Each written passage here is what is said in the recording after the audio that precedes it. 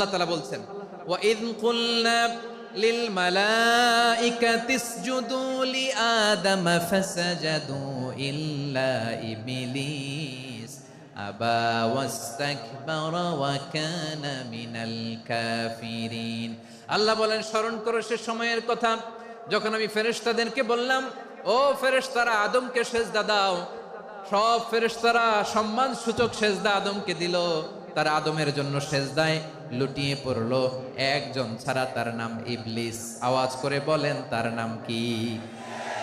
সে অহংকার প্রদর্শন করলো, সে কাফের হয়ে গেল। বাকি সব ফেরেশতারা সেজদা দিল। সুবহানাল্লাহ।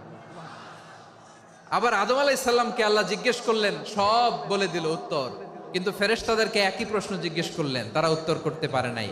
তার মানে এর মধ্য দিয়ে প্রমাণিত হয়, মানুষ ভালো হলে ফেরেশতার চেয়েও ভালো, ফেরেশতার চেয়েও মানুষের মর্যাদা বাড়িয়ে দিয়েছে কে?